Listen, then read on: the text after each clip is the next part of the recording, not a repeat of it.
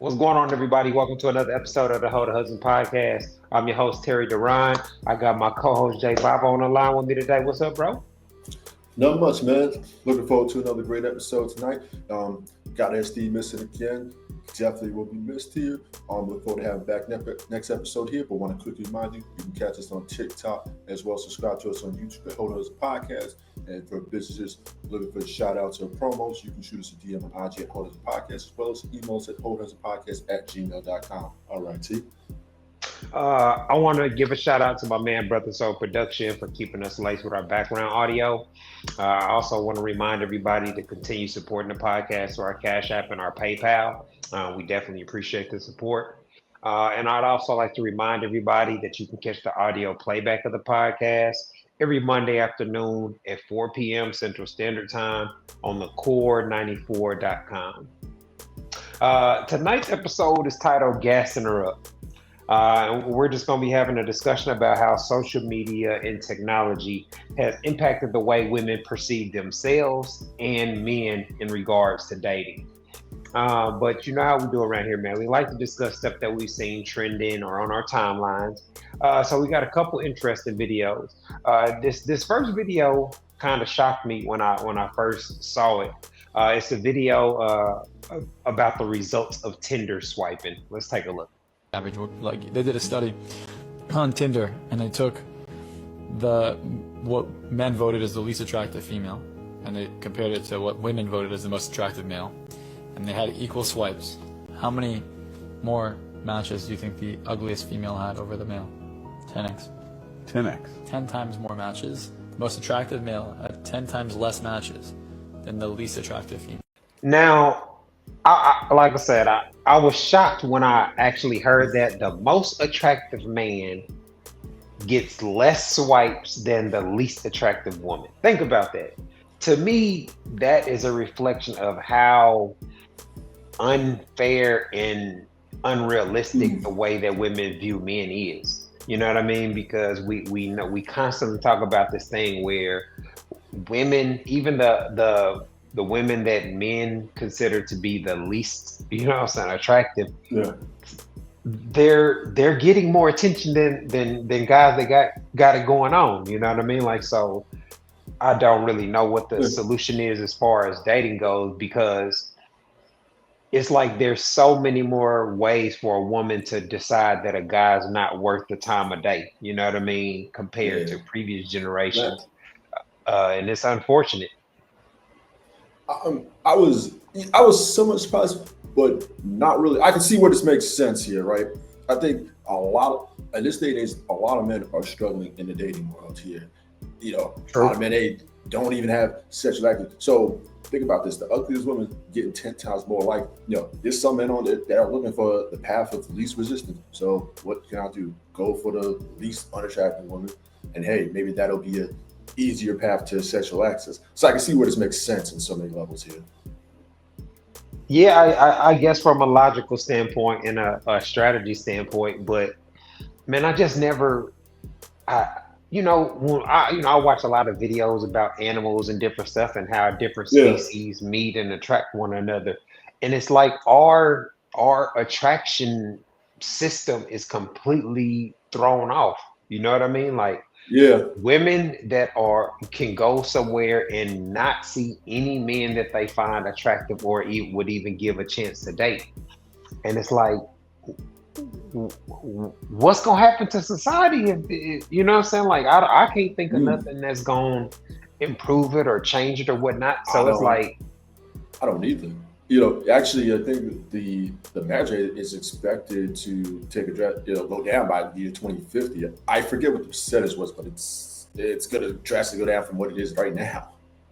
Yeah, I mean, I've seen the predictions or forecasts, about most women between 30 and 50 will be single with no children and all these type of things, and it's just like, gosh, I feel so sorry for a lot of the guys that may have a decent job and may, like, because it's like, you would think being attractive from a male perspective is the most minimal thing to at least get you in the door, right? Right. Yeah, I mean, you know what? I mean, I think the only solution where I can see, make changes is what's actually being promoted out there. I guess on social media or even on TV, because that definitely has an impact on your subconscious mind. If you watch something long enough, it has an impact on you, right? So let's say if there were more marriages and things like that being promoted, maybe, and I could be wrong here. I would just say maybe there could be a change, but we see a lot of these things. Let's think about this for a second. Back 20, 30 years ago, making 50, 60,000 was It's good good. enough, right? Now you look at these women out there. Now they're saying they want guys that make six figures and up, and got to be 6'2", and I'm like, where are you going to find these? That's it's a small percentage of the world. Yeah, I mean, we talk about the delusion calculator and all that, but Yeah, you know what? Something just came to mind. I think yeah, the results of that poll probably has a lot to do with women or females and just in general not wanting to let guys know that they're interested or that they find them mm, attractive. You know, most women don't compliment guys. They don't, they're not liking nah, guys, but unless the dude's famous or something like that. But just in right. general, I think there's an overall, I'll be doing research on my daughter when I talk to her about guys and all that, and she talks like she ain't never seen a cute boy in her life. You know what I mean? Like the Right. way that she describes guys, but I know better than that. So, but she makes it seem like She's just not admitting that attracted that, to that she any of the thinks, guys. yeah, like admitting that Like she any of the thinks guys is that she a goes to school with. like she treats it as if there's something wrong with finding a Right. dude cute or having a crush on somebody or being interested in somebody. I'm like, no, you're a cheerleader. I'm pretty sure a lot of them got crushes on you. But she's oblivious to that too. She's like, yeah, right. You know what I'm saying? Like I'm like, man, stop it. I know how guys in general, the Yeah. average dude, You, feel about and cute girls, and you know what I'm saying? Like he might not be able you to know express it, but you know they what? have Like those feelings. for high school, a lot of the girls in high school, they have that secret crush on the guy they really had a crush on for so long, and they don't tell. A lot of times they don't tell it. Like even Right. I found out after the fact. I'm 5, 10 years removed from high school. She's like, you know what? I had the biggest crush on you. I'm like, oh really? Yeah, would have never noticed. Yeah, like they real horrible at Yeah. expressing the interest. But that doesn't change. I see the same patterns in grown women. Like when I'm talking to my wife's Yeah. friends, and they find guys attractive, but if he can't figure it out by her blinking, or what I'm saying, or just acting normal, it's not gonna result in anything.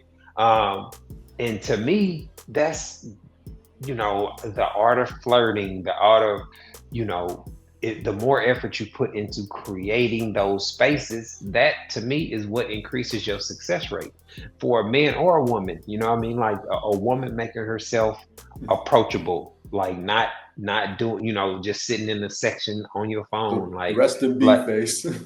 yeah, I mean, Yeah. you have to be able to it don't matter where you at. It could be at a cousin's graduation party, anywhere you see somebody that you don't know. If you find them attractive, there should be something about you that expresses that to them. Whether that's eye contact, whether that's smiling at them, or something needs to take place. Um, Otherwise, you kind of operating in, you running in place as far as dating and progressing towards having something goes.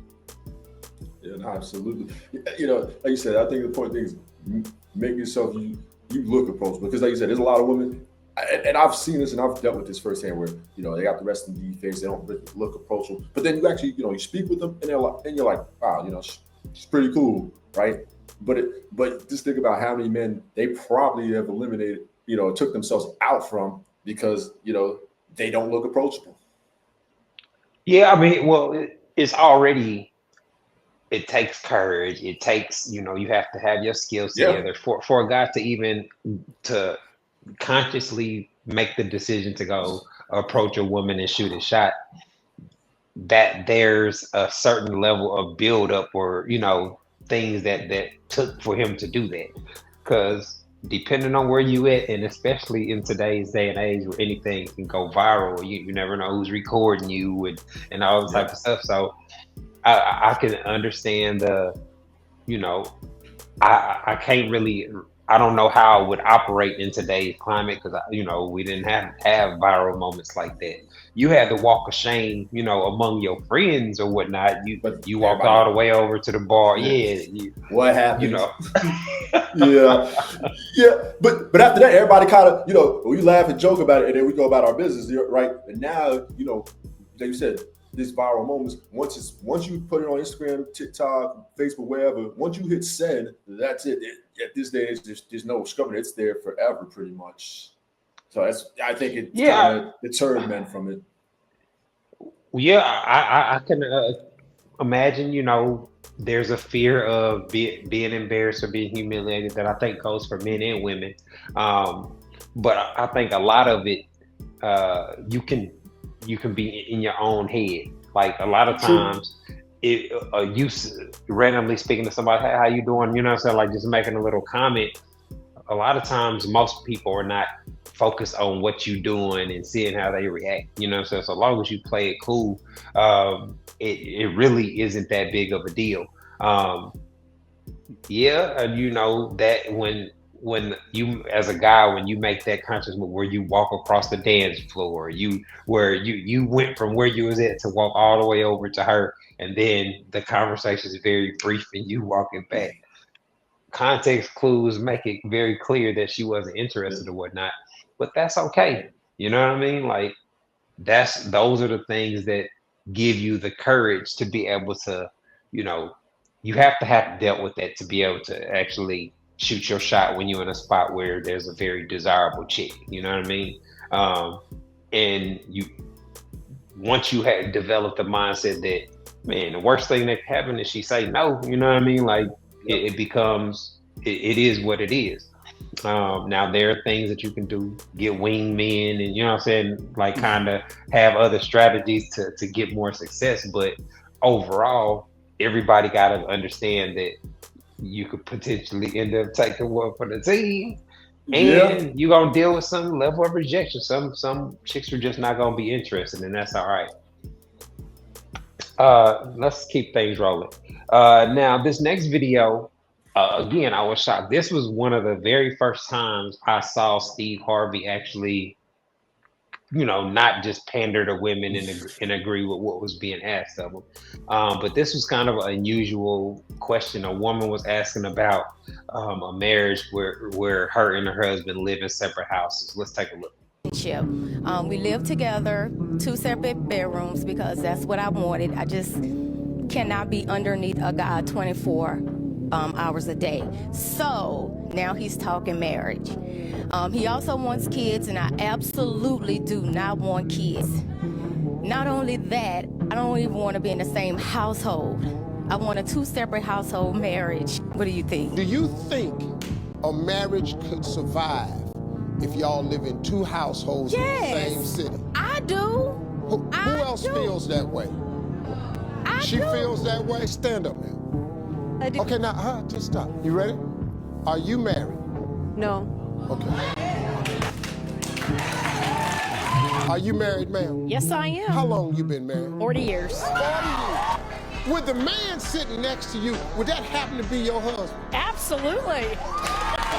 Could you go into that house y'all been living in for 40 years and tell him that you want a separate house? Hell no. The only other person in here that think what you said is a good idea is the other pretty lady that ain't married. Now, I think that reflection shows how delusional some women can be. Just from what she described, just from a practical standpoint.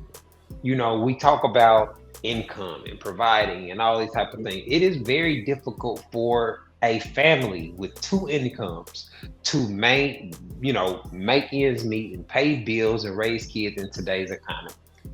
So for a woman to think that the best, the whole purpose of marriage is to pool your resources and kind of Exactly. elevate the lifestyles of the family as a whole. To live in two separate households, you're essentially living as a single person.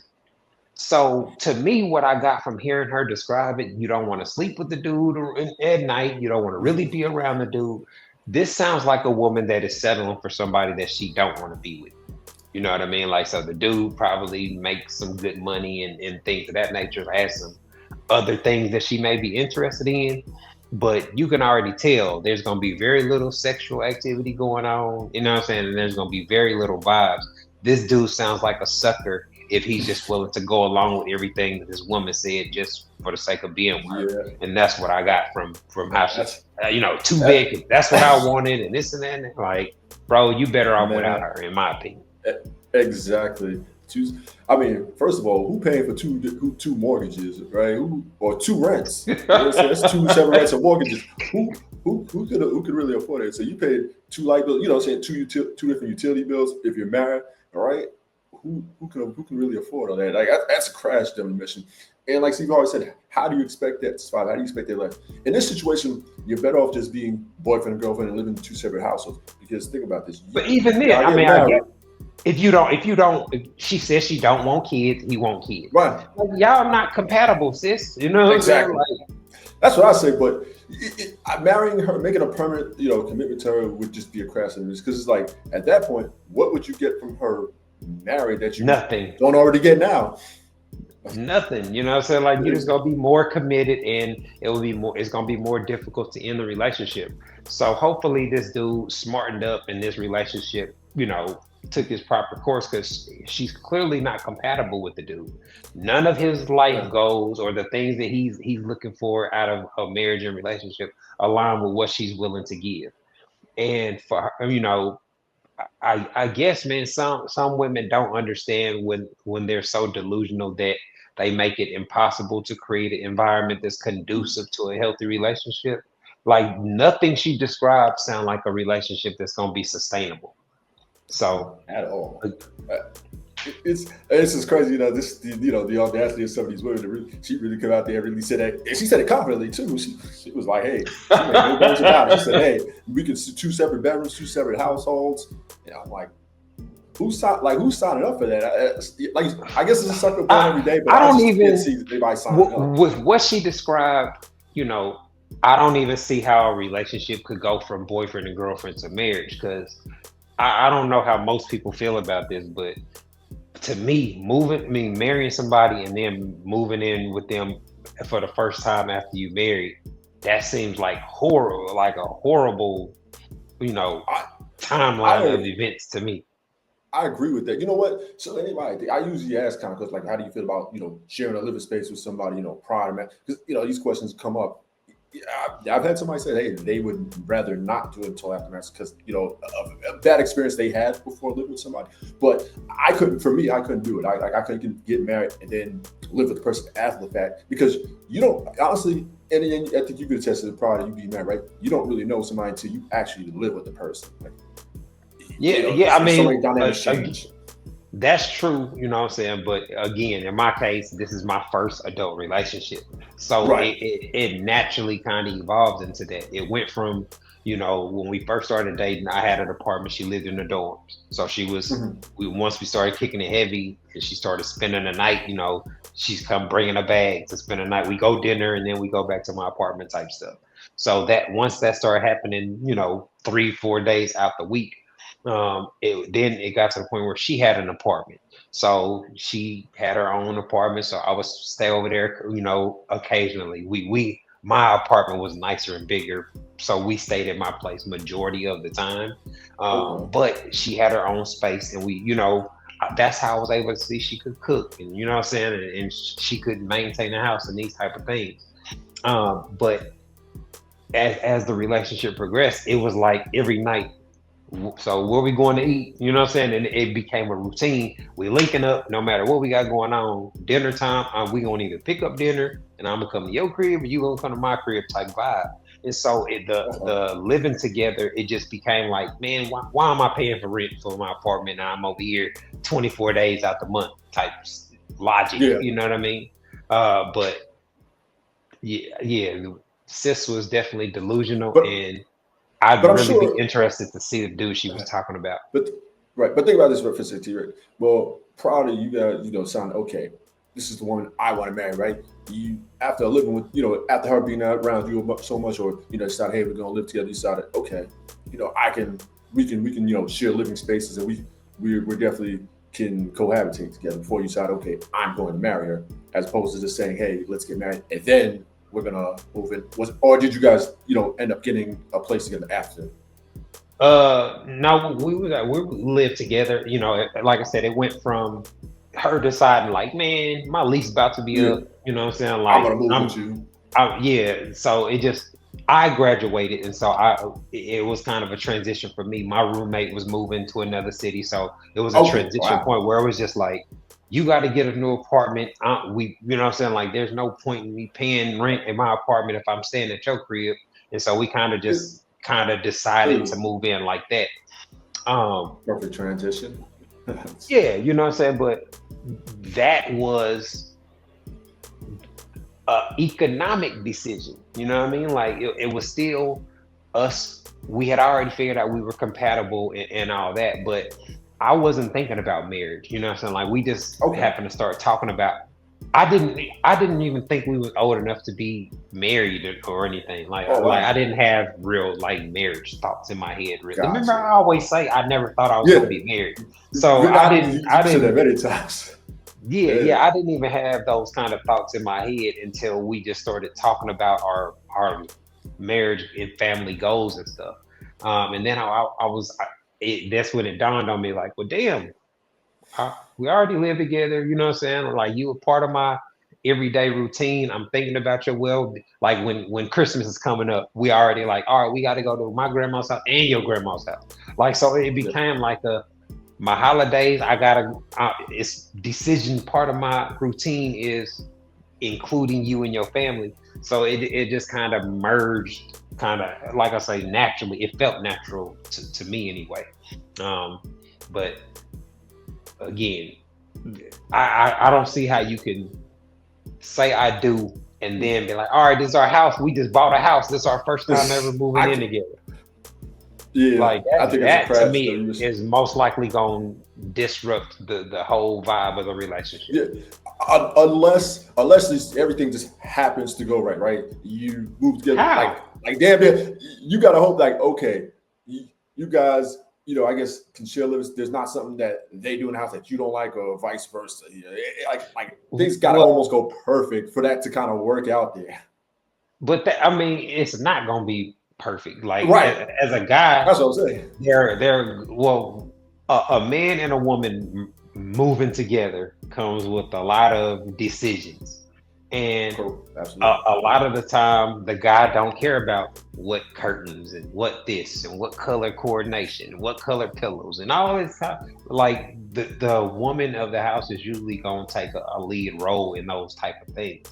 And so if you coming from two different households, most of the time women they feel they clean better than men, and they feel, you know what I'm saying? Like, it's gonna be certain things that you got to make a decision. We doing it this way, that way. You know what I'm saying? And so, that's gonna be a tough adjustment. Yeah, because I think it puts you at a disadvantage. A guy that's at a disadvantage. Yep. Men usually have less items. You know what I'm saying? Like, I always took the L. Well, I mean, it's just a logical thing, but as far as closet space, even today, the master walk-in closet is all my wife's stuff. I always have to use a guest bedroom closet for my stuff. It's part of being a husband, you know what I'm saying? Like, but yeah, just I got less stuff than her and my daughter. Hey, I gotta think about day. I decide, hey, is somebody moving me, or I'm gonna get mad, man. Your shoe collection, your stuff. My shoe collection, yeah, my closet's already full. I'm like, goddamn, how am I gonna make room for somebody moving it? You know what I'm saying? I've actually walked through my closet. This actually went through my head. Yeah, I'm gonna hold you. Yeah, it's stuff like that. Compromises like that on sharing space. And then it becomes decisions on what type of house will we need. You know what I'm saying? Like as you live with somebody, you see what it would actually take for y'all to be comfortable and, you know, start making those type of decisions. But doing it in a separate household, man, that's gonna encourage a lot more, you know, cheating, just trust issues, travel, you know what I'm saying? Like just the logistics of trying to work that out would just be crazy. And then again, there are several reasons why that would be an epic fail. But looks like we're up against the clock, man. We about to take a quick break. When we come back, we're gonna be getting into tonight's topic, gassing her up. Where we're talking about how social media and technology has really impacted the way women view themselves and men in regards to dating. You're tuned into the Hold the Husband podcast. We'll be back in a moment. Hi, I'm relationship coach and author Terry Duran, and I am pleased to announce that my book, It's Not That Complicated, is finally available as an audiobook. So if you don't like to read or you just don't have time to read a paperback book, this audiobook is perfect for you. You can listen to it while you're in your car, while you're at work, etc. In the book, I break down how husband material men think and operate in regards to sex, love, and relationships, and I provide real quality insight on how husband material men approach dating. The audiobook is available on audible.com and on iTunes. All you have to do is go to one of the websites and search for my name, Terry Duran. Go download your copy today. All right, everybody, welcome back to the Hold the Husband podcast. Tonight's episode is titled Gassing Her Up. And we're just going to be having a conversation about how technology and social media has really had an impact on the way that women view themselves and men in the dating arena. Now, the first thing that comes to mind when you talk about this is, well, at least in my opinion, I think social media has made it real difficult for women to get an honest assessment of where they're actually at in the dating market for the men that they actually want to be with. You have a lot of female positivity where they'll just, you're beautiful, girl, and there are women that'll just give women positive comments and positive feedback no matter what they look like, no matter what they're doing. And so again, that leads to the lack of accountability that we talk about, because in order to actually improve, you got to identify a problem. You know what I mean? Like, and so a lot of these women don't. They just view everything as I'm perfect the way that I am. And so there's a lack of growth and a lack of effort to improve. Or the way I view it is to eliminate things that cause problems with the opposite sex, because essentially that's how men make themselves desirable. They learn the things that women don't like and make women not want to talk with you and rock with you, and they avoid doing those things. Go ahead. But you know what? Like I said, the thing is, society's gonna tell men, the women, hell, and the men, is gonna let you know if you're not cutting it, hey, listen, if your dress game, maybe if you, I don't know, shoe game, or maybe your clothes game made up to par, right? The men and the female are gonna both let you know, right? You're gonna hear from both sides, right? A lot of times, men don't just go to each other. In most circles, they don't just go just tell you, "Hey, nah, that's cool, no matter what." Hey, oh no, hey, you look good, no matter what you do. Hey, that's a good look for you. They never do that to each other. Nah, man, you get brutally honest feedback as a guy, and I obviously we can handle it better because we don't get. Some guys don't get in their feelings over it. I always view it, guys. That's kind of our love language among our partners. If you ain't talking shit about your partners, then what is you really doing? You know what I'm saying? Like somebody's getting clowned at the hotel from just anything when we on a group trip or whatever. That's how we vibe with one another. Is we gonna have our heart-to-heart conversations, but just in public in general, we laughing and joking and making it, but personal. Even on the women's side, right? I think the men contribute to that as well, because think about how many women ain't that each other, but there's some guy out there saying, "No, you look great," leaving heart eye emojis in their DMs. So I think that kind of, distorts their way of thinking or adds some delusion that they already have of themselves, and why they, Yeah, lack self-awareness here. yeah. I mean, I get it that role that guys have always had to initiate. Guys, hey, how Yep. you doing? Hey, what I'm saying? Hey, what I'm saying? Trying to find some way to engage or get a woman to engage with them.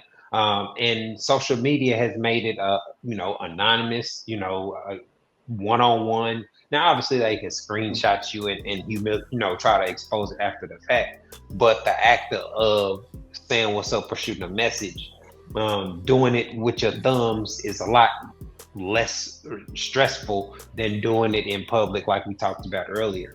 And so when we talking about the women that are getting gassed up as far as social media goes, they don't have this understanding that men's standards for sex are not very high at all. You know what I mean? Like so men can compartmentalize and have sex with somebody they're not really attracted to and be fantasizing about somebody else. You know what I mean? Like, Right. because they're viewing it just as ends to a mean.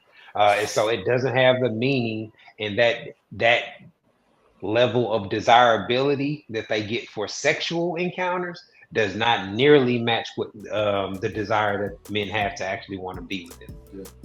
Yeah, no, like you said, most of the time, the sexual standards for men isn't high at all. As long as basically you'll have a vagina. Hey, there are men out there that will just smash. Like you said, it's basically to get his sexual needs fulfilled and desired. He doesn't have to have an emotional sex. And women often get this confused all the time. When you tell, listen, a man does not have to like you to sleep with you. There are men that slept with you that just don't care if you don't like you whatsoever.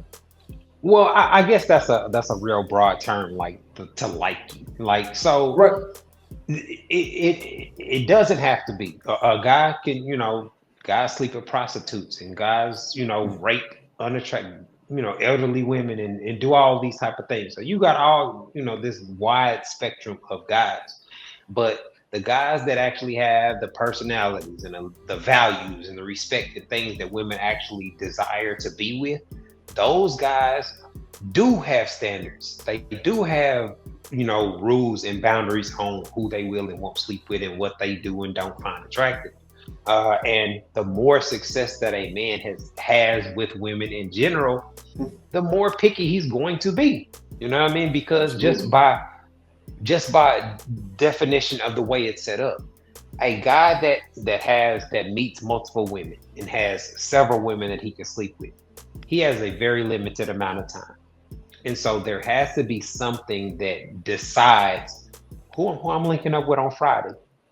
You know what I'm saying? Like, so a plethora of things go into that. Who you like being around the most? Who do you enjoy his company the most? You know what I'm saying? Like, all those type of things come into play when all other things are equal. They're both attractive. They both got vaginas. They both, you know what I'm saying? Like, once you start to realize that a majority of the women you shoot your shot at are going to have a lot in common, that's where the personality and the intangibles seem to hold more weight and value. No question. I mean, just to kind of switch gears here, men's minimal standards for sexual engagement cause a lot of women to misinterpret how men value them on the dating market. And I think what it is, I think women confuse with, a man actually wanting to pursue something longer term and just wanting to sleep with them. And I think women get that, confuse that all the time here. Yeah, and also just as a man, we have that term situationship that comes up a lot. Yeah. Guys can, if a guy's having sex with a woman, he can engage with her for years and not have the desire to take things to a committed level or anything further. I think majority of the time what happens is a pregnancy scare or a baby comes up unexpectedly or unplanned. I think that's the thing that caused a lot of people to try to make a relationship out of a situation where they didn't really have that desire in the beginning. And again, that exponentially impacts the financial, commitment to the relationship. Because you just kicking it with a chick, that's one thing, but now you done got her pregnant. that level of commitment obviously That's a steps up that's a a whole permanent. lot. Yeah, no. Once you do one or two things, either if you get married to her or have a child with her, that's a permanent decision that you made, because now everything has to go. You got to go through the system in order. Let's just say it doesn't work out for every you're in a marriage. You have to legally get divorced here. Otherwise, you got to go through the courts and everything. Same thing with a child, and women are aware of this. That they know once you do one of those two things, she kind of has leverage over the situation here, because she has the state behind. Now you have a state sanctioned marriage, or the state's over you and the child or children that you have. Yeah, I see a lot of guys, I guess the red pill movement or whatever you want to call it, that are fearful of the court system, marriage, all the things that can impact the man long term. So I totally understand why men are more cautious with their long term decisions. Because you see a lot of guys, especially the young athletes and all that, Yeah, that make foolish decisions, that are overwhelmed by attractive women, and a lot of these women are got their body done and did all this with the purpose of attracting those type of men. Um, One of the things that I it just slipped my mind. The thing that I wanted to talk about is I brought it up recently, but the dynamics of social engagement in regards to men and women has shifted a whole lot from yeah, back in the day, and so I think that contributes to why women have this inflated sense of appeal, because back in the day it would be very apparent based off the end of the night at a club who men yeah. found attractive and who men didn't, right? But I think in today's society, you don't see a lot of guys leaving a club with a whole bunch of numbers and all that, and so the attractive women ain't getting hollered at and shot at Nope. them, and neither are the attractive women. You know what I mean? Like, so they're all in the section together, dancing together, videoing each other. You know what I'm That's saying? Doing exactly things it. like that, to It- where it's no level of engagement that's kind of um, playing out the dating market in these you social know, arenas. Yeah, it's drastically took a change. I would say we're starting to take the changes, I guess, right in the 2010s here. Because I see the difference between going going out and say the year 2007 and going out and say now the year 2025 here. It's there's a drastic difference. Like I said, we go on a dance floor, we get a dance from the chick too, and stage up and say, "How you doing? What's your name?" Getting your cell phone, they put their number on there, and text them either that night or the next day. Hey, this Jay from the club here, right? Now, Right. now in this day and age, right? Like, and I see it especially out here in Houston. The hookahs got popular here, so everybody's doing it. So a lot of these spots are offering $5, $10 hookahs. So a few folks go get a section, get a couple of hookahs, and even the women, they all in one section, they all dance with each other, not really interacting with the other men at the spot. It's just like, wow, that's has so much to change. And even if they're in there with a couple, you don't know if that's their boyfriend, their man, whoever, or somebody just met, you don't know that. So a lot of times you feel discouraged to even go over there and approach them. So it's I don't think most drastically. guys, that is an awkward look to walk up in a section to try to holler at somebody, and the rate of success is obviously going to be very low. It's low in general with women With in groups. today's day and age.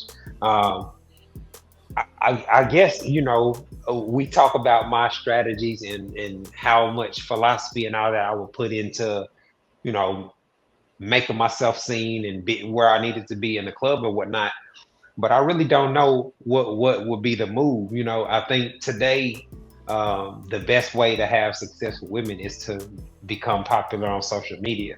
I Yeah. think that It opens plays a the part. door.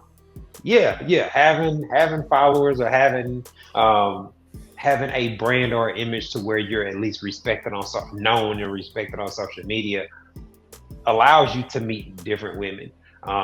Actually, it takes discipline to not smash women off your social media, when you have followers or whatnot, because even if, a lot of times the reactions or the things that men with followers get don't represent what happens in real life. The women is sending you nude pictures and flirtation and like Yeah, yeah. I that mean, most just guys don't get a lot of compliments in real life. you don't. Yeah, I mean, even just getting a bunch of DMs up to that kind of level. I mean, you might talk to a chick in DM, and you might happen to exchange news or something like that. But most of the time, they don't just randomly send you news, right? Unless now it's different for somebody like Michael B. Jordan. I'm sure he's getting all types of DMs news set his way. So it's a little different for him than it would be for say me here. Yeah, a celebrity. I mean, we've had a couple people on that have talked about what it's like, being in a league and, hitting a club in Rolls Royces and all those type of things. So we know that there's an easy button in order to getting casual sex and attention from the women that are, gold digging or, baddie culture, whatever you want to call it.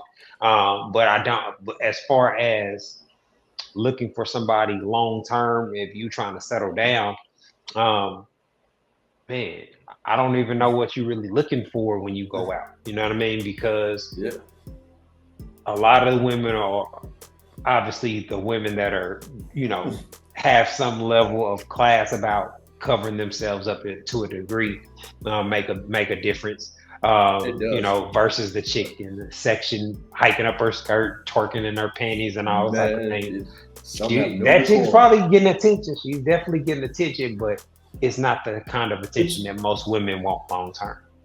Yeah, it's a different attention from the woman that's I guess for lack of a better description, dressed properly there as opposed to one she got the shorts with her ass cheeks hanging out and everything, camel toe print, areola showing.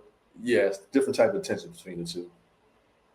Yeah, so when we talking about why are women being gassed up to be so delusional, I think a major portion of that can be traced back to either pandering or the church. I think these women have these entities have a lot of incentive to tell women that everything that they do and everything that they think is right, to avoid conflict with them because these women spend so much with them. But in the exchange with that is they're causing them to double down on counterproductive thoughts, counterproductive philosophies, and counterproductive behaviors that ultimately prevent them from actually getting the marriages to the men that they want. Yeah, you see, these panders, and I guess the folks in the church, the pimp preachers, so to say, they understand what they understand. Is they understand the women's psychology to a certain extent, right? They understand, hey, women are the biggest consumers. Telling them what they want to hear, no matter what, whether they're right or wrong here, they just keep feeding into that. They're playing on their emotion, so that will get them to keep coming to the church. Keep donating to the church or keep paying, these panders that we have online, buy, whether it's, buy the t-shirts, coffee mugs, dating card games, those products and services are being sold, and, it's basically became a cottage industry in this day and age here. You have folks with hundreds of thousands of subscribers, hell, even millions of followers at this point, right? Yeah, it's definitely a lucrative industry. And it's so interesting because I guess my anti-pandering, brand or posture, it's hurt me in a lot of ways. You get shadow banned and you get, I've had pages flagged and all type of stuff on social media. But it's the ultimate result of not pandering, like me being blocked by Shade Room and things like that, like where just simply keeping it a book, giving an authentic perspective of what actual husbands think and how we actually perceive things. Like again, I always thought that would be, man, women would really benefit from learning how husbands think. You know what I'm saying? Like, you would think that type of insight and information will be greatly appreciated, but that's only a small percentage that feel that way. And this where the parents understand. They understand all they're doing is reinforcing what their disposition already was, and they understand if they keep doing that, it's going to keep the women following them and buying their products, services. You know, some of these people are even dating coaches as well. You know, and it's, you know, it sucks for, you know, like I said, your brand is anti-parent. You're just giving a logical perspective. You know, you're giving context behind it, and even with that, you explained it. You know, it's very well articulated, and they still find a problem, and still find a way to find something wrong with it, right? And it even sucks. Yeah. You know, there's even female platforms that have, you know, they're anti-parent. What happens to them? They get called pick me. You see all these nasty comments and stuff. True. So, yeah, Just that's an uphill battle there. Yeah, you know, and I think a lot of the problem is a lot of those women that get, you know, follow these pages that tell them what they deserve and what lifestyle they live. These women are delusional because they're comparing their regular life to Cardi B and all these other celebrities. And so they're looking at a lifestyle that is not sustainable by any of the men that they know in real life. And so I think that ultimately, that using those things as a reference as what my life should look like and what my expectations of a man are, I think those are ultimately the things that lead them to be unhappy with dating, or to curve men that are actually potential candidates that are on their level. It's a 1% lifestyle that they're comparing to. So it's a bad comparison to have. And, you know, and I hate, you know, when they use the word, well, you deserve this, because deserve is so relative. Deserve is a matter of opinion there. You know, true. And usually deserve is a result of hard work or something that you've earned. Yeah. You know what I mean? Like, when you're really talking about somebody deserving something, it's usually a result of the work they put in to earn it. Right. And that's definitely not the case. And to me, why I've always been so just kind of astonished by it is because the stuff that they say when they're pandering never represents anything you see in reality. You know what I mean? Like, you're all beautiful, you're all this, like, man, you can go in any club, any church, and you're gonna see several unattractive women. You know what I mean? Like so to convince all these women that all of y'all are beautiful and all of y'all are 10s and all of y'all are this. It's like, come on, man, how can y'all even fall for that? Exactly. But I mean, they came up with these whole things, you know, body positivity, right? I mean, it's basically to tell, you know, women that are, you know, morbid overweight or morbidly obese that, hey, doesn't matter. Just be morbidly obese, right? You know, whereas, you know, folks saying, hey, promoting a healthy lifestyle, hey, you should watch your calories to watch what you eat. That gets pushback. It's crazy how that works there. Yeah, I mean, it's unfortunate, but it's something that, again, one of the big differences between men and women, guys already know. You know what I'm saying? Like, if you serious about trying to improve yourself with women, most guys know that the one thing that you're gonna have to do is dedicate yourself to the gym or some type of workout regimen. You ain't got to hit the gym to get in shape. You know what I'm saying? Like, there are plenty of calisthenic body weight workouts that you can do, and you know, as from a male perspective, that says a lot about you. You know what I'm saying? Like, how your physique says a lot non-verbally to women about your work ethic, about your dedication, about, you know what I'm saying? Like, and obviously in addition to looking better, you know what I mean? Like, but when a woman knows that you hey, I'm gonna be working out at that time, or I'm this and that, and they see you putting in actual real work.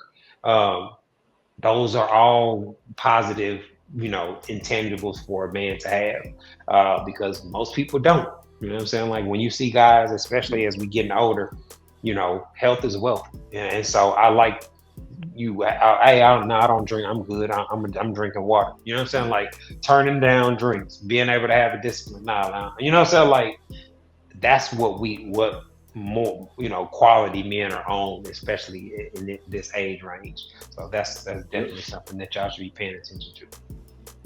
No question about it. And, here's the thing: women have a false sense of reality by media, and it's, obviously they see celebrities openly warps their mind and have this expectations, warped expectations of men in dating here. Yeah, media don't really spend a whole lot of time focus on guys' dating standards. You know what I mean? No, Like, you don't have people telling guys what they deserve and preaching to these guys. Uh, you had now a lot of, I guess people can say that about red pill, but I view those as kind of two different things. I don't necessarily think that's pandering to men. I think that's kind of a brutally honest kind of right? over exaggerated stance, you know what I'm saying? Like a worst case scenario type Yeah, philosophy on dating and women. That it doesn't, represent every possibility, but there's a lot of factual data into why they feel that way. But again, I think that's the target guys that don't really have much success with women in the first place. They kind of have like a resentment towards women for not liking them and not being interested in them. So I don't think that really represents how the average guy or husband material man feels about dating or well, women. right. I mean, just like I said earlier, if women are the biggest consumers, so a lot of stuff is fed to them. Hey, you look good no matter what. Or they're constantly selling product services they know women about. I mean, think about this. You go to any department store, you go to Walmart, you go to Target, Macy's, Bloomingdale's, right? The women's section has a wide variety of things you get. Hell, Always. different sets of clothes, different sets of pant, underwear, different sets of lingerie, right? In the men's section, it's relatively small in most men's sections, right? There's not a whole wide selection, so it's kind of limited. Even men's underwear, it is their section is limited. You don't have a bunch of choices there. So obviously, even a lot of these department stores, they understand women are bigger consumers than men, right? So Yeah, a lot of stuff it's all they about force the men. money, man. All It about the is. money and chasing a dollar. But unfortunately, it's having the negative impact of gassing a lot of women up to have unrealistic expectations of dating men in general. So hopefully, we can have more people that are helping getting them back grounded and have a more open approach to men. You know what I mean? Because I think that's ultimately, if they start identifying quality men that are on the path to being, high value earners or six figure men, I think a lot of women will have a lot more success. But the only Yeah, way that that's going to happen is I if we think get past these delusional philosophies ex- and a lot of stuff we see go exactly. viral. I think exactly. I think, listen, women naturally look for ways to eliminate that. It's just, do they have practical? And a lot of times, there's a lot of times we're seeing now, it's not necessarily a practical reason of why they're eliminated. It's just like, well, and the things that they can control. I mean, listen, a man can't control his height, right? That's genetics, right? He has no control over that. But he gets penalized for that. But certain things, oh well, I didn't like his shoes. He can always go get another pair of shoes. That's something you can Yeah, control. stuff You that's know. fixable or changeable should definitely be shown some grace. It looks like we up against the clock, man. We about to be getting up out of here. Before we go, I want to give another shout out to my man, Brother Soul Productions, for keeping us like for our background music. I want to remind y'all to continue supporting the podcast to our Cash App and our PayPal. SD, I know we are looking forward to getting him back. We've been having Yes, sir. some, family obligations to take care of. So we'll get him back. But Jay, man, I appreciate you linking up so we can get this Absolutely. episode knocked out. This has been another episode of the Hold the Husband podcast, y'all. Thanks for tuning in. Peace.